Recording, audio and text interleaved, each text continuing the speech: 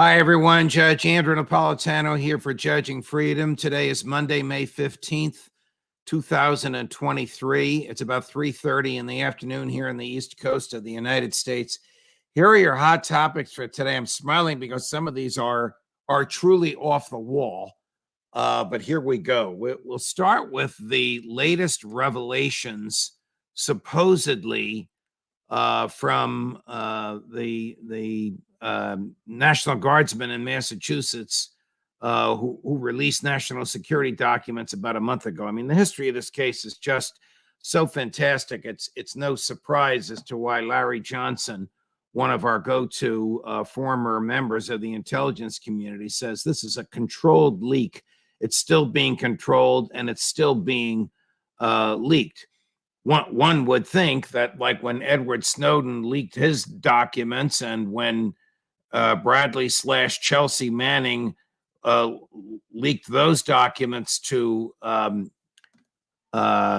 Julian Assange, there was a finite amount of documents leaked and we knew what they were, but this stuff just keeps coming. So one of the newest documents, one leaked over the weekend, and it's reported by the Washington Post. And again, I don't know if the Washington Post is actually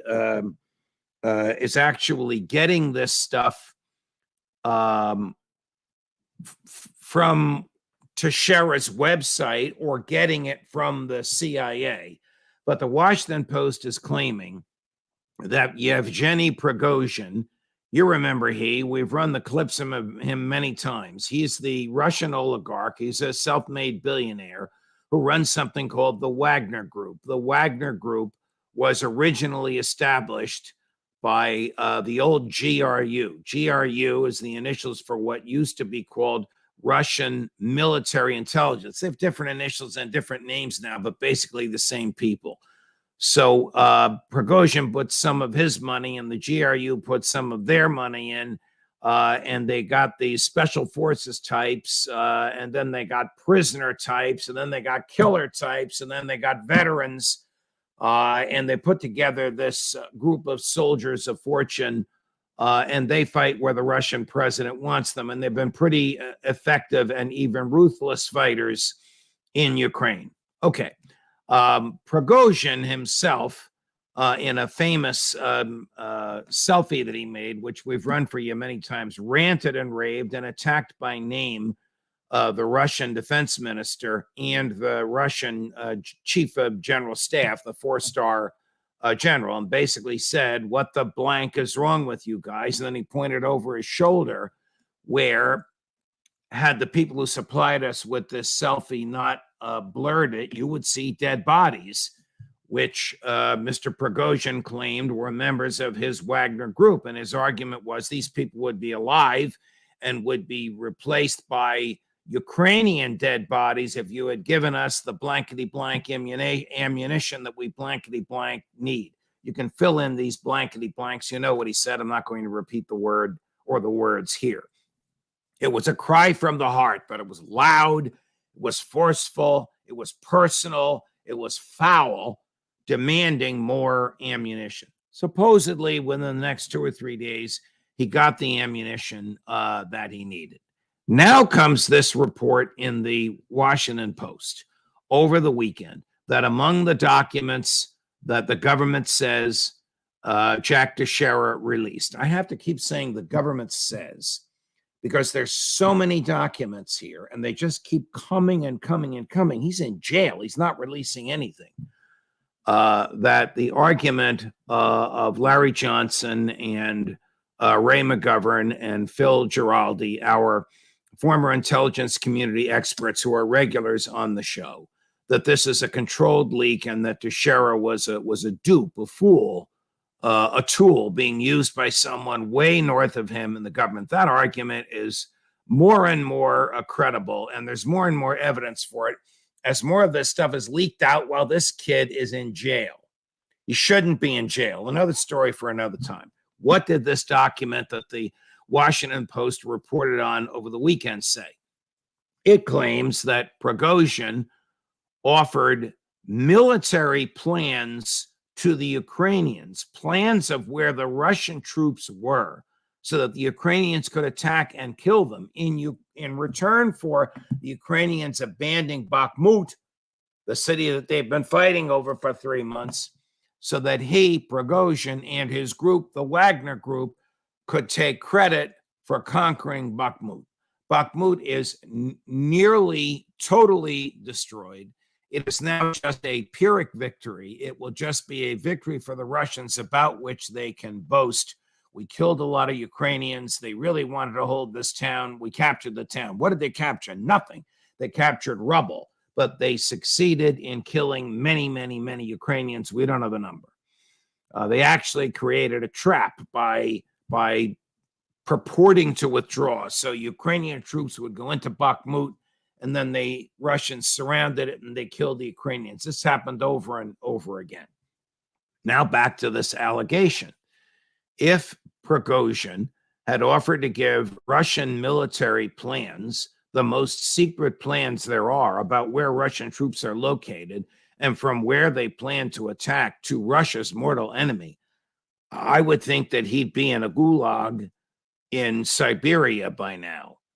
So either he offered to do this as part of a Russian plot to give false plans, or he never offered to do this, and the CIA has persuaded the Washington Post, which has been a mouthpiece for the CIA for 60 years, 60 years. Tell you about that in a minute. Or the CIA persuaded the Washington Post to go with this story, and the Washington Post did so uncritically. You've heard Ray McGovern tell this story on air. The person who signed the CIA into existence wrote an op-ed saying the CIA has gone too far. It's not what we intended. It's not in the business of spying on foreign persons. It now spies on Americans, and it even plots to overthrow the governments. It's time for the CIA to be chained down to its original charter. Signed, Harry S. Truman.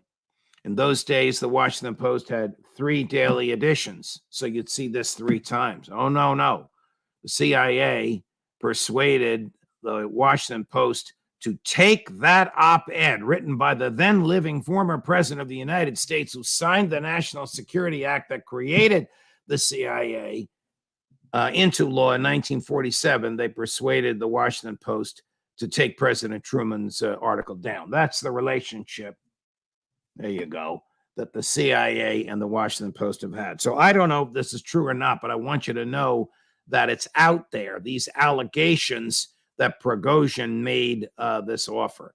I believe Larry Johnson will explain this to you in great detail when he's on with us in a few days.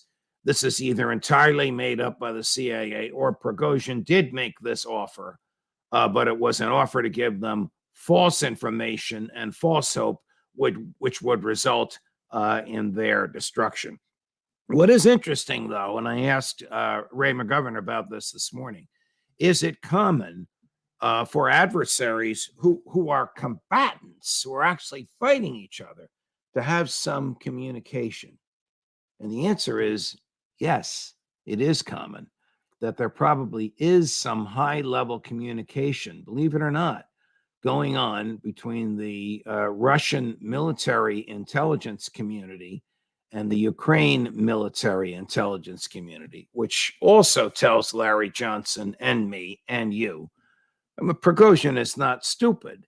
He wouldn't do something like this unless it was part of a Kremlin-approved or even orchestrated plot, because the Russian intelligence community would know that he had made this offer. And if he really was a traitor or was offering to deliver Russian soldiers into a death trap, the Russian military intelligence would know about it before his phone call was even over.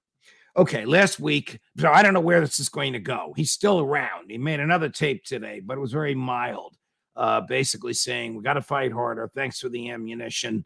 We're going to win this, but we got to fight harder. More on this, of course, as we get it. You'll recall a story we brought to you last week where Senator Chuck Grassley, Republican of Idaho, and Congressman Jim Comer Republican of Kentucky, went on Fox News and elsewhere to say that they had a whistleblower who had an informant. I didn't realize at the time that there was an intermediary between the whistleblower and the FBI. So they have a whistleblower who had an informant, and the informant told the whistleblower that the informant had seen an FBI document showing that then Vice President Joseph Biden, the same Joe Biden that's now the President of the United States, accepted a ton of money for a bribe when he was Vice President of the United States. Senator Grassley, whom I know and like, Congressman Comer, whom I don't know and have never met, but he's a very powerful guy in the House of Representatives. He's chairman of the House Oversight Committee. He can investigate anything he wants. He can subpoena anybody he wants. He can subpoena me if he wants. Both went on Fox News and made this allegation. And of course, the allegation was covered by the New York Post. I don't know any other newspaper that covered it, but it was scurrilous for a few days and then it died. Over the weekend, Congressman Comer went back on Fox News and told my friend and former colleague, you're going to see this in a minute, Maria Bartiromo, the whistleblower, can't find the informant. What? You just accused the President of the United States of bribery on the basis of what a whistleblower told you, on the basis of what an informant told the whistleblower, on the basis of what the informant says he or she saw in the hands of the FBI. And now the whistleblower can't find the informant? Right. My friend, Joe Scarborough of MSNBC, had a field day with this. So first, Congressman Comer fessing up to Maria Bartiromo yesterday, and then Joe Scarborough having a field day with this morning. Take a listen. Did you just say that the whistleblower or the informant is now missing? Well, we're hopeful that we can find the informant. Now, remember, these informants are kind of in the spy business, so they don't make a habit of being seen a lot or being high profile or anything like that. So, comrade, you're telling me you lost another submarine? Come on, you lost an informant. You lost the informant. The guy that you claimed gave you all this information that you built this entire charade on. What, do you and Durham, like, you guys have tea parties every weekend to talk about how you can destroy your reputations and your career? All right, Joe was getting a little carried away, but he made his point. You're going to use the power of the Congress to subpoena somebody, and then you're going to learn from your investigators that somebody knows somebody else who saw a document in somebody else's possession, and on the basis of that somebody who saw it, you're going to accuse the President of the United States of being bribed while he was vice president. You're going to make that accusation on national television, and now you can't find the informant who supposedly saw the document that is proof of the bribe. I don't blame Joe for getting a little bit humorous in a Scarborough-ian way, as he just did. Listen, Joe Scarborough and I have been friends for years, going back to the Clinton impeachment, when I was a young whippersnapper at Fox and spent a lot of time interviewing him. He was one of the impeachment prosecutors. He was a congressman from the Pensacola, Florida area after he left Congress, and of course before he went to MSNBC. I don't know where this is going to end. If you're worried about Joe Biden getting indicted, even if this stuff happened the way Congressman Comer's whistleblowers missing informant document, can't find the document, says it did, it was more than 5 years ago, which is the statute of limitations on all of this. All right, you've all followed the saga of the homeless immigrants coming into the United States. They are lawfully here. They have no place to live and no place to stay. But in this welfare state in which we live, government assumes the obligation of finding them a place to stay. And of course, your tax dollars pay for it. That's one of the reasons that we have a problem with migrants, because we give money away. We give money away from the haves to the have-nots.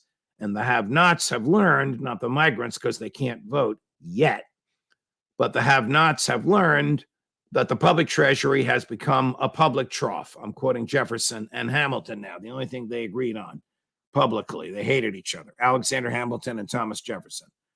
Quote, when the public treasury becomes a public trough and the people learn this, they will only send to Washington those who promise to bring home the biggest piece of the pie. The part about biggest piece of the pie is a paraphrase, but the public trough is an exact quote from Jefferson and Hamilton. And that's what we have today.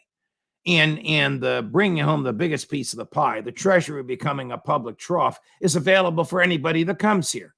Come here as an escapee from a repressive environment. Let's say you're a traditional Roman Catholic in Venezuela, where they lock up priests and bishops for saying the Latin Mass, and you want to escape to the United States, where you can practice Catholicism. You're a legitimate asylum seeker. Let's say you belong to a group immutable with a characteristic of birth. You're a woman. You're a person of color. You're LGBTQ plus, whatever. And the government of this Latin American country is going to persecute you for those reasons. You can legally come here. The government makes an initial examination of whether or not you are, in fact, an asylum seeker, what oppressive government you are escaping, and the government brings you, and the government lets you in. So far, so good. So far, yes, so far we are a country that takes in people who are escaping repression. Now comes the welfare state. We take care of these people. What? Yeah, we give them places to live and we feed them. Well, why should we do that? If they're willing to take the chance here, they should be on their own. Somebody knocks on my front door and wants to mow my lawn, wants to mow your lawn for the minimum wage, you'll pay them. Of course, you'll get in trouble with the feds for hiring a person who doesn't have working papers, but maybe they can get them because they are here legally if they are escaping repression. What burns me up is that your tax dollars and mine are paying for them. Okay, that's the background. That's the backstory here. What happened over the weekend?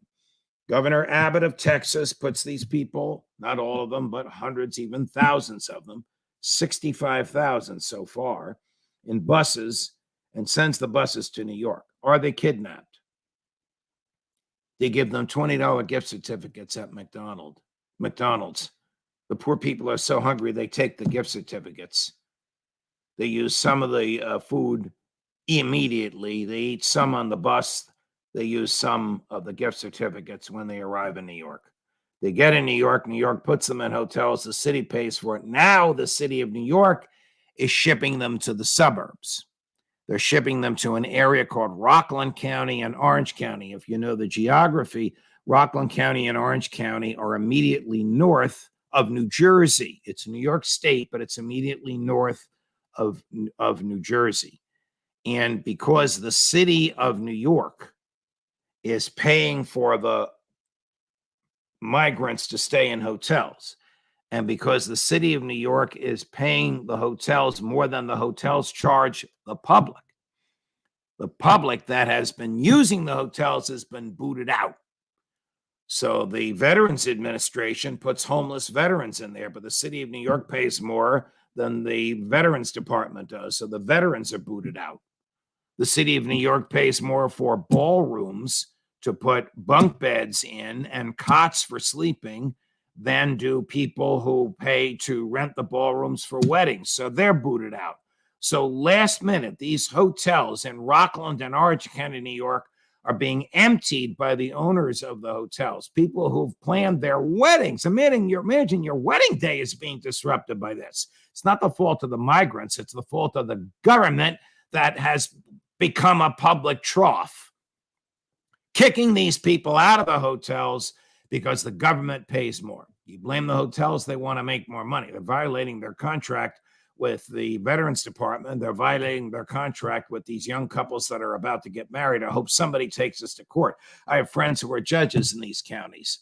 I'd be happy to testify as an expert witness, but that's the mess that these counties are in now. As we speak, the buses are traveling from New York City to the suburban counties. The hotels are being emptied, and the money, the cash, is being wired from the treasury of the city of New York, much of which comes from the federal government, much of which is borrowed because the feds are bankrupt, That money is being wired into the coffer of the owners of those hotels. All right. A couple of weeks ago, we all learned from Michael Morrell. Michael Morrell was the acting director of the CIA in the latter part of the Obama years and the earliest part of the Trump years before President Trump appointed his own director. Michael Morrell, I believe, now works for either CNN or MSNBC. I found him to be a credible guy. I interviewed him many times when I was at Fox.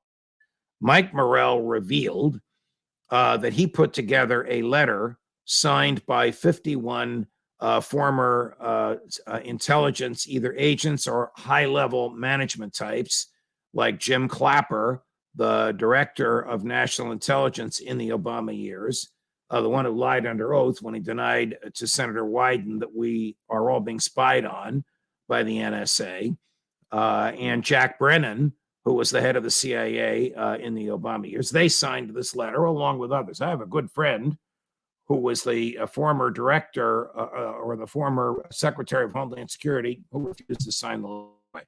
The 51 former people in the intel community signed this letter. The letter said, the Hunter Biden laptop story has all the earmarks of Russian misinformation. Don't believe it.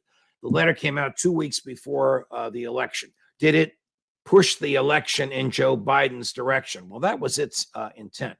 Michael Morrell says now, we all signed this letter using our credibility as professionals in the intelligence community. It was all politics. It was all politics.